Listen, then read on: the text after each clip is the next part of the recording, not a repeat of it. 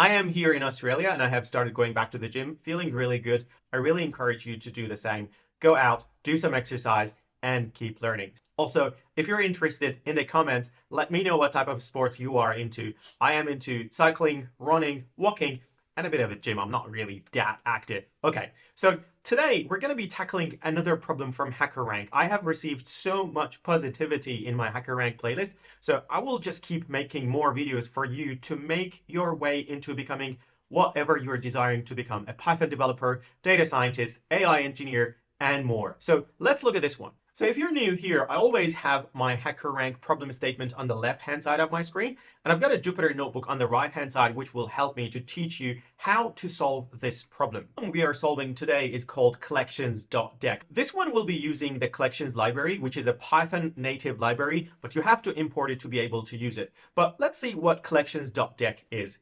A deque is a double-ended queue. It can be used to add or remove elements from both ends. So you can add or remove from the start, or you can add or remove from the end, which is very handy for some of the applications that we build. Deque support thread safe, memory efficient, appends and pops from either side of the deque with approximately the same performance in either direction. So if you want to understand more about deques, there's a link for you to see, but let's see what the task is. Perform append, pop, pop left, or append left methods on an empty deque. So we will have an empty deque. We will start doing pop and append from either side. There is a big example here for you to read through.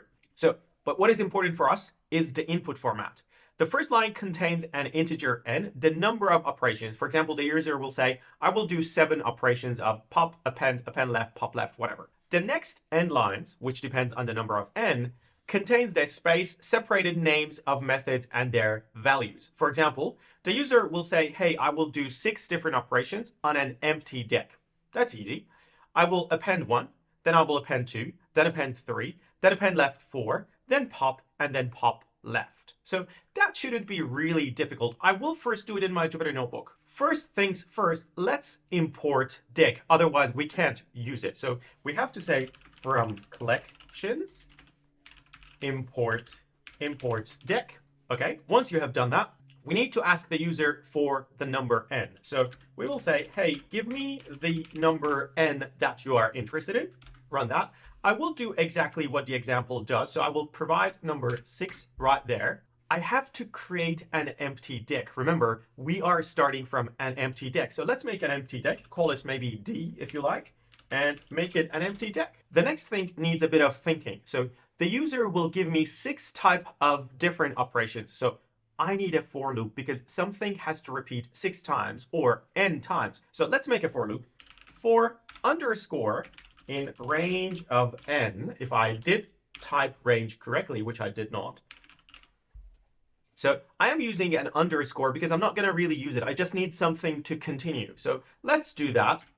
And at each iteration, the user will tell me what to do. Append 1, append left 2, whatever. So I will be getting a command from the user that will come through an input function that I need to split using a space. Because if you look at the input, it has 1 word, space, 1 number.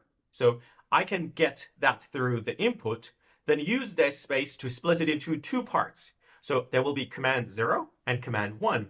The command 0 will be a word, command 1 will be a number. So that's good. All right, the remainder of the task depends on what the user tells me. If the user says append, I have to do append on D or the deque. If they say append left, I have to do append left. So let's go through one by one and write the conditions. There will be 4 conditions. We will start with append. If command number 0, which is the first part, equals append, then all you need to do is d.append command number 1. So command number 1. So take the number and append it to the deque. So that's append. Now, elif command number 0 equals, then what you need to do is append left of the command number 1. And also, if the user entry number 0, which is on the left-hand side, equals pop, all you need to do is dpop. And the last one, if the command number 0 comes as pop left, all you need to do is dpop left from the deck. Once you have gone through all the commands, which here in this example is 6 of them, you will have to print the outcome.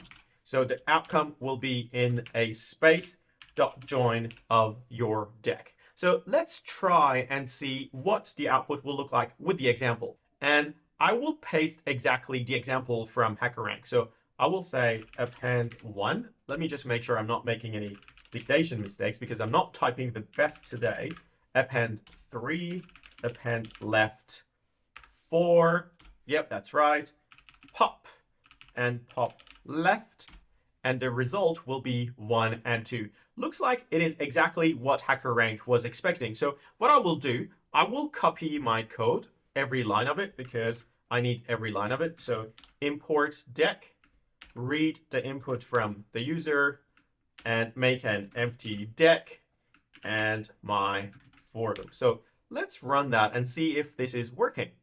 Yes. Congratulations, one test case was successful. If you are liking these videos and if you want to thank me even a small bit, share it with your friends, like the video, and leave a comment for me and tell me what you think. So I will go ahead and submit the code. Hopefully all test cases are successful, which they are. So if you enjoyed this, subscribe to my channel. I am making heaps of videos to help you become data scientists, engineers, and whatever you desire to be.